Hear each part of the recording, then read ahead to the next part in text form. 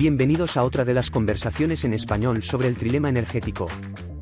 Hoy tratamos la visión estratégica de la Unión Europea sobre la energía. Para ello, María Luisa y Ham conversan con Yolanda García Mezquita, jefa de la Unidad de Relaciones con los Estados miembros y países vecinos, dentro de la Dirección General de Energía de la Comisión Europea.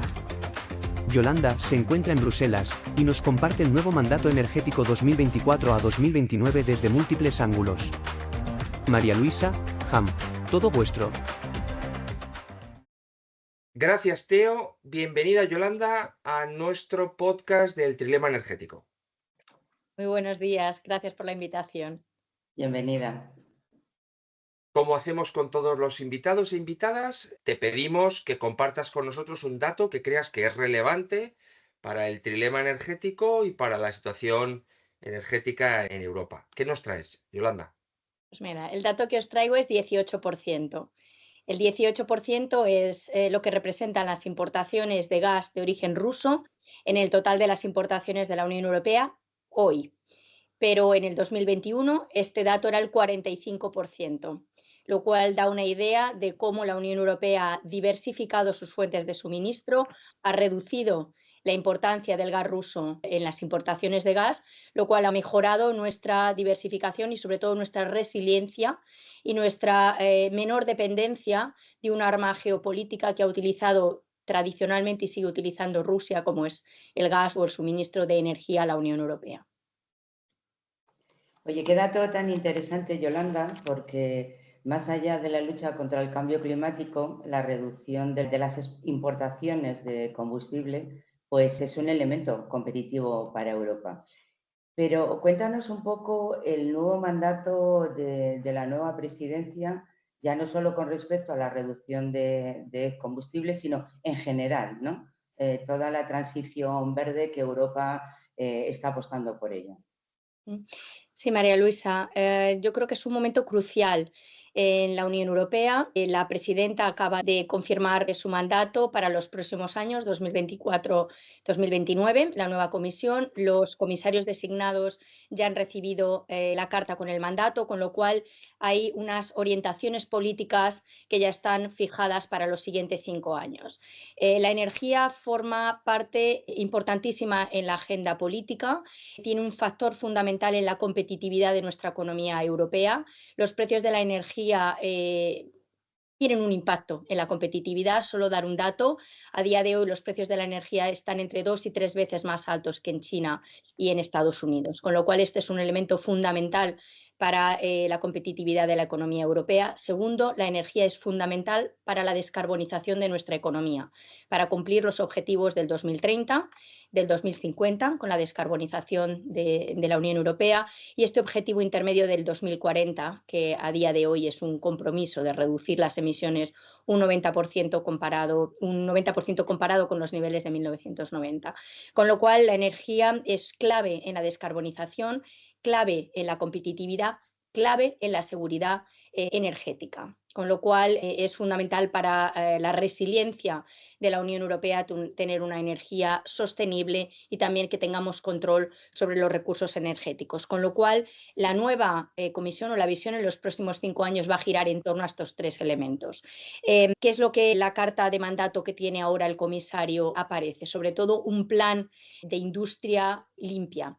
¿Por qué? Porque es necesario descarbonizar la industria, pero es necesario también desarrollar las tecnologías limpias en la Unión Europea, con lo cual la innovación y la tecnología es clave en el desarrollo del sector energético en Europa. Yo creo que ese es un elemento fundamental en la Unión Europea también y se va a desarrollar en los próximos 5 años. Tiene que ver con las tecnologías limpias, tiene que ver con los almacenamientos para hacer más flexible nuestro sistema energético, tiene que ver también con precios asequibles para los consumidores. ¿Por qué? Porque tenemos que hacer que ellos participen también de los beneficios de la transición energética. Si la transición energética no es justa y no involucra a los ciudadanos, no habrá realmente transición energética. Con lo cual, ese es un factor social muy relevante también en el siguiente mandato y en esta visión del sector para los próximos 5 años. Bueno, hablas del mandato de la Unión Europea citando la descarbonización, la competitividad económica y la seguridad, que es en el fondo el trilema energético que nos ocupa en el podcast. Entonces parece que von der Leyen se ha puesto de acuerdo con nosotros Yo creo que la descarbonización y la seguridad, con lo que citabas del dato de Rusia, es fundamental, nos va a dar autonomía. Lo que yo no tengo tan claro es que esto genere un precio al final menor. Y es lógico porque estamos haciendo una inversión brutal en nuevas tecnologías renovables. No sé yo si el discurso de que esto va a ser más barato es realizable, es alcanzable, porque al final la competitividad de las industrias va a estar fundamentalmente por el precio de la energía. Ujú. ¿Cómo lo ves? Es un trilema complicado, un trilema complicado, pero de nuevo poner el dato de los combustibles fósiles que han formado parte o siguen formando parte de nuestro mix energético nos expone a los cambios y a la volatilidad de precios internacionales. Y lo hemos vivido en los últimos años con la crisis energética. Solo poner un dato, a día de hoy el precio del gas en el mercado mayorista de referencia está en torno a 30 a 40 euros el megavatio hora. En agosto del 2022 estaba a 300 euros el megavatio hora, es decir, 10 veces más, Ujú. completamente inasumible. Esto nos ha puesto a la Unión Europea en una exposición, ha mostrado la vulnerabilidad y la dependencia de combustibles fósiles y la exposición a la volatilidad de precios. Eso es lo que nos ha hecho parar y reflexionar que la transición energética es el camino a seguir. ¿Por qué? Porque es el camino a desarrollar energías renovables autóctonas que tenemos en la Unión Europea. Es el camino al ahorro y a la eficiencia energética. La energía más barata, más limpia, es obviamente la que no se consume. Con lo cual no se trata de reducir el confort de los ciudadanos o de hacernos que consumimos menos energía, es producir más o lo mismo con menor cantidad de energía, ser eficientes en el uso. Yo creo que esos son los dos pilares fundamentales en los que vamos a basar la competitividad. ¿Se puede hacer? Sí, porque hemos demostrado en estos últimos años un avance tremendo en desarrollo de energías renovables y de eficiencia energética, asociado a la crisis energética que se provoca en el 2021, que provoca en el 2021 Rusia, utilizando de nuevo el gas como un arma geopolítica. Con lo cual, esto nos ha puesto que la dirección de viaje, el Pacto Verde, la descarbonización de la Unión Europea es claramente la dirección a seguir, la dirección de viaje. Sin duda, el trilema es un sistema complejo y tú mencionabas la competitividad a lo largo de tu conversación varias veces. Pero Europa pierde competitividad con respecto a Estados Unidos, a China, y aún así sometemos a las empresas a una presión extraordinaria para que se descarbonicen, para que transformen sus procesos, su consumo energético. ¿No parece un contrasentido, ¿no? En un momento en el que tenemos que mejorar la productividad con respecto a otros países, sometemos a nuestras empresas a unas condiciones muy estresantes? Supongo que esto tiene un sentido, ¿no? Cuéntanos un poco. Pero yo creo que has tocado un punto muy importante. Primero, acabamos de recibir el reporte de Draghi y el informe es muy claro en torno a la magnitud de las inversiones que son necesarias para el sector energético. Otro dato, el 75% de las emisiones de efecto invernadero están relacionadas con la producción o el consumo de energía. Con lo cual, cualquier cosa que hagamos para descarbonizarnos pasa por transformar el sector energético. Yo creo que eso es algo clave. ¿Cómo hacerlo? Lo que dice el informe Draghi es que más de 800.000 millones de euros son necesarios de aquí al 2030. Una parte muy importante, más de 300.000 millones, es para el sector energético, con lo cual se pone el foco en la transformación del sector energético. Esto tiene un coste y está cuantificado a día de hoy. Yo creo que un elemento fundamental ha sido ahora también dinamizar con los fondos europeos, asegurar que el dinero público contribuye a dinamizar las inversiones privadas que necesita el sector.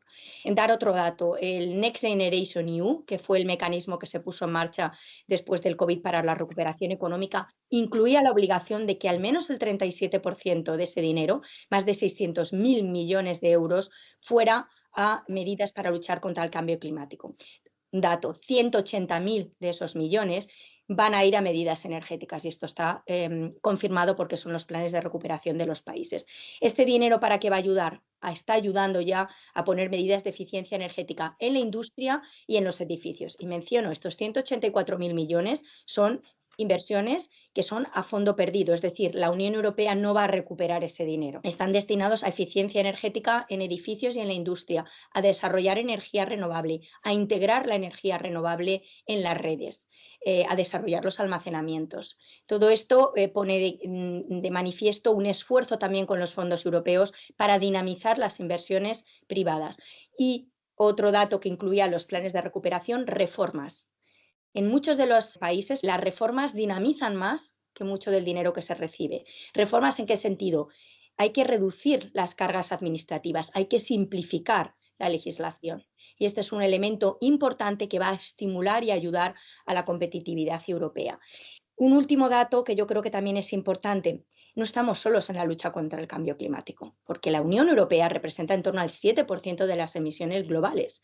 Es decir, tenemos que hacer que otros países que también están con nosotros hagan un esfuerzo por luchar contra el cambio climático. En la última COP y ahora en la siguiente COP se ha puesto el foco en objetivos globales de renovables y de eficiencia energética. Es decir, animar a que los países que están con nosotros, cuando digo con nosotros, globalmente, luchen contra el cambio climático, desarrollen energías renovables, sean eficientes energéticamente, con objetivos que se puedan monitorizar, que se pueda observar cómo se van cumpliendo. ¿Por qué? Porque de esta manera no solo cargamos a nuestras industrias con este esfuerzo que tienen que hacer, sino que esto se tiene que hacer de forma global.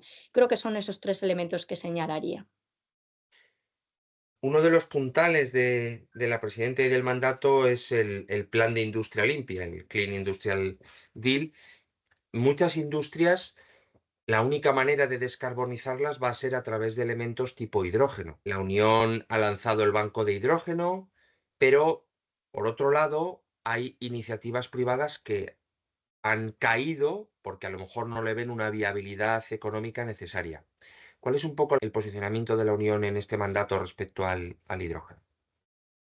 Bueno, yo creo que el hidrógeno has tocado también un punto muy importante. Ya en el último mandato y sobre todo ya de cara ahora al nuevo mandato, se ha puesto el acento en las tecnologías limpias, lo que se llaman las tecnologías de cero emisiones. Se propuso un reglamento que ya se ha aprobado con el objetivo de impulsar y crear un marco favorable para las tecnologías de cero emisiones. Aquí incluimos el hidrógeno, los electrolizadores, los almacenamientos, las redes, tecnologías renovables que todavía están en un estado poco desarrollado.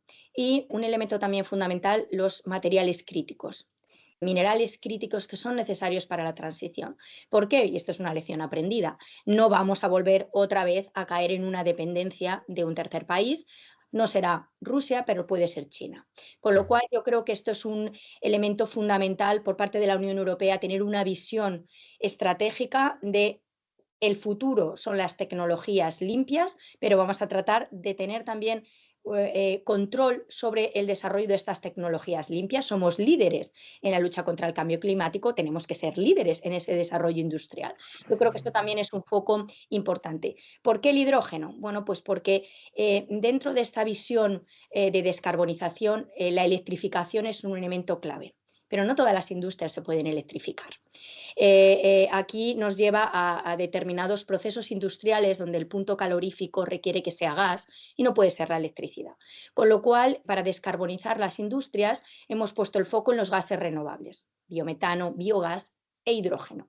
Muchos de los países han empezado a desarrollar programas de hidrógeno en los últimos años y el Banco del Hidrógeno, con 3.000 millones de euros, lo que trata es de fomentar el desarrollo de el hidrógeno renovable en la Unión Europea, siendo conscientes de que esto es un proceso, estamos empezando, todavía la producción de hidrógeno no puede escalarse al nivel que necesitamos para descarbonizar a nuestra economía, pero tenemos que empezar paso a paso. De ahí que, por un lado, está el Banco del Hidrógeno, ya ha habido varias subastas para fomentar el desarrollo, se ha puesto un marco regulatorio, y esto es muy importante. El marco regulatorio da certidumbre a los inversores en dónde invertir. Entonces, en el paquete del llamado adecuado para el 55%, que es un paquete enorme de propuestas legislativas que han sido aprobadas por el Consejo y por el Parlamento en el último mandato, se incluye un paquete de descarbonización del sistema de gas. Y ahí se incluye un marco regulatorio para el hidrógeno, para desarrollar todos los segmentos desde la producción, el transporte y el consumo. Tenemos que actuar en todos los campos. Estamos ahora mismo poniendo en marcha, implementando, otra palabra clave es implementar. todo lo que hemos adoptado se tiene que implementar, si no es papel mojado. Y yo creo que ahí es donde estamos. Por un lado, marco regulatorio, implementación. Por otro, fondos europeos que animan y que contribuyen a dinamizar las inversiones. Y por otro, por supuesto, asegurar de que simplificamos al máximo para que animemos a los inversores a poner el dinero en aquellas áreas que consideramos que son claves para el sector energético. Mencionabas que el 75% de las emisiones proceden de la producción de energía y, claro, su descarbonización es clave. Todo el esfuerzo que se está haciendo en todos los países de penetración de energías renovables choca con la lenta electrificación del resto de nuestra economía. Y esto provoca a veces pues, unas distorsiones tremendas en el propio mercado.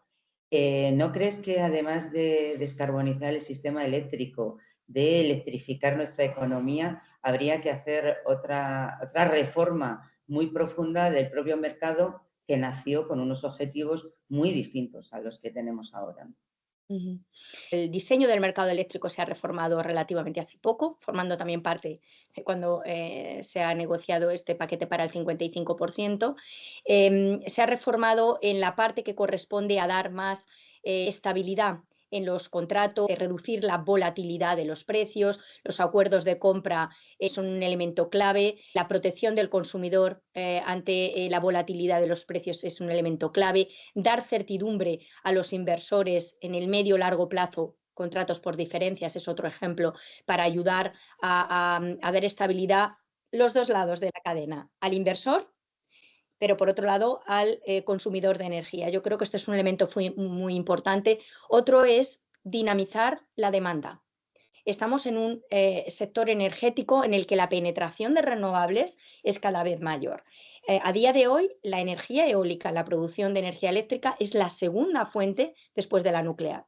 Esto es un hecho y es un hecho muy positivo, pero también sabemos que es una energía, bueno, que el viento está ahí o no.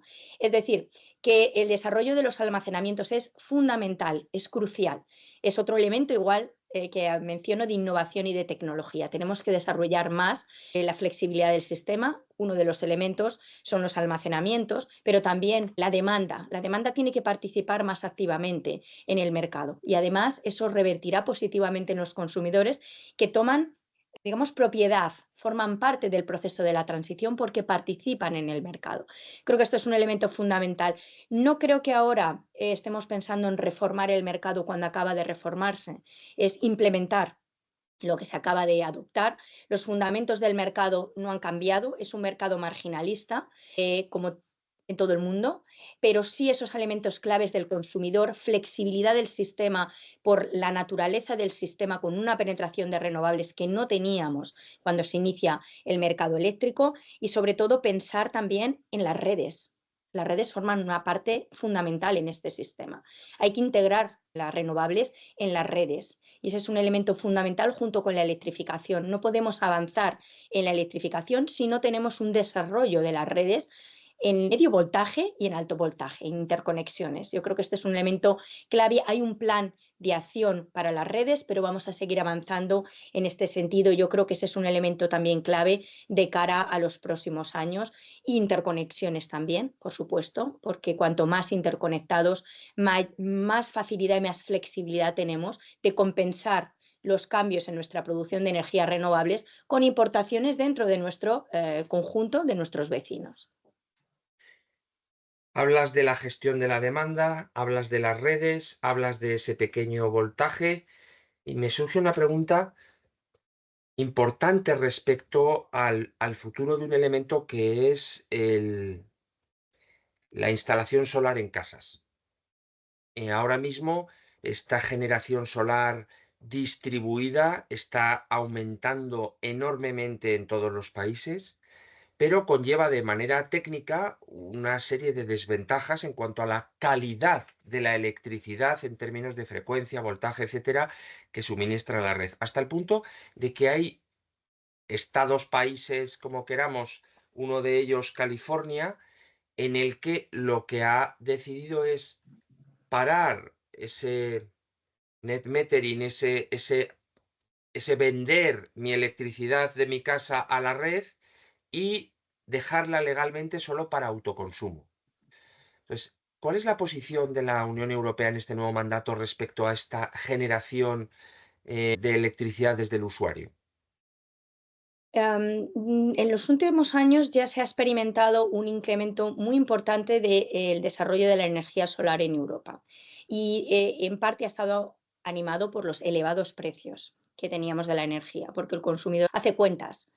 Cuánto me cuesta la energía que compro de la red si me pongo un panel y una batería, soy más autónomo y puedo participar en el mercado de una manera, digamos, de cara siempre a precios más asequibles y sobre todo menor volatilidad. Ha habido una explosión importante del desarrollo de las energías renovables, con más del 36% se ha incrementado la instalación, sobre todo de solar y eólica, en los últimos 2 años, desde 2021 ahora al 2024. Esto es un hecho y ha venido sobre todo animado por la instalación de los paneles solares en las casas y en los edificios. Y es un hecho, pero va a continuar porque se ha revisado también una directiva sobre eficiencia energética en los edificios, y lo cual va a obligar a empezar en las construcciones nuevas a instalar paneles solares e elementos renovables. Porque cuando hablamos de descarbonizar y aumentar la penetración de renovables con un objetivo que ya tenemos y que es legal, que es el 42,5% para el 2030, con un mayor objetivo o mejor deseo, si es posible, del 45%, esto es legal. Esto es legal y lo tienen que hacer todos los Estados miembros. Entonces, la manera hasta ahora de incluir las renovables en nuestro sistema ha sido electrificar, pero es que también hay que descarbonizar los edificios, la calefacción y la refrigeración, también hay que descarbonizar la industria. Es decir, todos los segmentos de la economía juegan un papel muy importante. Con lo cual yo creo que la penetración de las renovables y sobre todo de la solar es también un hecho. Está animado también por parte de la Unión Europea el desarrollo de las comunidades de la energía. No solo es un consumidor individual, es pensar que te puedes asociar y que eso te permite tener una mayor capacidad de negociación y de participación en el mercado. Y vuelvo a lo mismo, a implementar la legislación que tenemos y a simplificar. Los cuellos de botella son las autorizaciones administrativas, porque ¿quién da autorizaciones administrativas a pequeña escala? Los ayuntamientos, que tienen esta pila de solicitudes que no pueden manejar. Con lo cual, un elemento clave que hasta ahora no he mencionado ha sido la digitalización. Y es clave en el desarrollo del sector energético. Hay que digitalizar a todos los niveles. ¿Esto qué va a permitir? Bueno, pues que la capacidad de producción de energía solar no solo se produzca, se integre en la red, te permita gestionar más eficientemente el sistema. Y eso revierte en los consumidores, pero también revierte en el sistema. Yo creo que todo está asociado. La descentralización es un hecho y no lo podemos parar. Lo que tenemos es que animarlo y hacerlo con las herramientas que tenemos y facilitarlo. Yolanda, en el proceso de descarbonización del sistema eléctrico que has mencionado, algunos países además están desnuclearizando ese sistema. España es uno de ellos, Alemania. ¿No te parece un contrasentido prescindir de una tecnología que no emite CO2 simultáneamente con descarbonizar un sistema que ya es de por sí complejo? Es una pregunta muy importante. Yo creo que aquí la clave es la neutralidad tecnológica. Hay que recordar que en el Tratado de la Unión Europea los países son soberanos para elegir su mix energético. Esto no significa que si estamos poniendo objetivos de renovables, obviamente tengan que desarrollar renovables, pero está en el Tratado fundamental. Los Estados miembros deciden su mix energético. Esto es lo que nos hace en la Unión Europea tener países como Francia, tener países como Polonia, que van a abrir su primera central nuclear, o países muy nuclearizados en el sudeste de Europa, como Bulgaria, o Rumanía o Eslovaquia, por poner algún ejemplo. Y tener otros países como Austria, Italia, que tienen muy claro que no quieren desarrollar, sobre todo Austria o Luxemburgo, no quieren desarrollar su energía nuclear, o países como España, que desarrollaron el programa y lo han parado. Con lo cual yo creo que es toda una idea de cómo diversa es la Unión Europea, pero al mismo tiempo cómo tenemos que respetar un artículo que indica claramente esta libertad de los Estados en desarrollar tecnología como la nuclear. ¿Cuál es la posición de la Comisión Europea? Lo que vigilamos es porque haya seguridad nuclear. Tenemos el tratado del Euratom. Ese es el objetivo de la Comisión Europea, vigilar que todos los mecanismos de protección nuclear se cumplen. ¿Qué se está haciendo también en los últimos años? Bueno, hay un avance en el desarrollo de la tecnología nuclear con los reactores nucleares de pequeña dimensión, small nuclear reactors. Esto también es un hecho. Entonces, es la parte de innovación, es la parte de tecnología, y la Unión Europea también está contribuyendo a este desarrollo tecnológico y a crear una alianza en la que permita desarrollar y estar seguros de que esa tecnología se puede aplicar al sector energético. Con lo cual, es una visión de neutralidad tecnológica. Respetamos lo que los Estados miembros decidan y desde el punto de vista tecnológico creamos una alianza que pueda permitir el desarrollo o el avance tecnológico en esta dirección. Yolanda, da gusto escucharte lo que cuentas y cómo lo cuentas. No queremos cerrar la conversación sin hacerte la misma pregunta que a todos. Si le tuvieras que pedir a la lámpara de Aladino un deseo para resolver el trilema energético, que parece ser el nuevo plan, además de la Unión Europea, ¿qué le pedirías? Yo creo que hay un punto clave y es el desarrollo de las tecnologías limpias. Si pudiéramos avanzar lo más rápido posible para que estas tecnologías limpias alcancen un punto de madurez que permita que sean competitivas en el mercado, ayudaría muchísimo a este trilema energético. ¿Por qué? Porque ayudaría a la sostenibilidad, ayudaría a desarrollar nuestras tecnologías o nuestros recursos autóctonos y, por tanto, hacernos más resilientes a los precios volátiles de la energía internacionales, a tener una autonomía estratégica de nuestros recursos.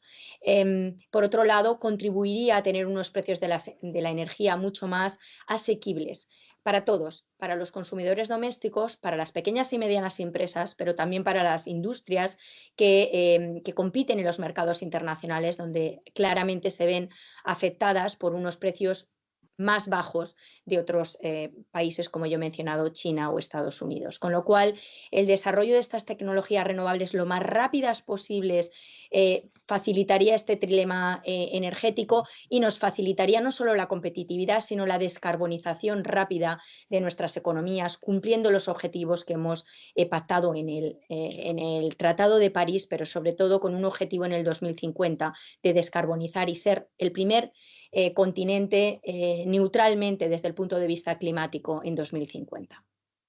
Pues además de la petición a Aladino, vamos a tener que trabajar todos en esa dirección y ayudarle a que esto sea más fácil. Un placer y un lujo tenerte, Yolanda, en este podcast, y yo he disfrutado mucho, espero que los oyentes también, con esta conversación. Muchísimas gracias, María Luisa, José Antonio. Gracias por la invitación de nuevo. Un Muchas placer. gracias. Vaya conversación. En el próximo episodio hablaremos con Olivia Infantes, directora de Regulación de Hidrógeno y Energía Limpia de Cepsa. Asegúrate que nos sigues en LinkedIn y suscríbete gratis al podcast en Spotify o en la plataforma de tu elección, Amazon, YouTube, iVoox o Apple, para no perdértela.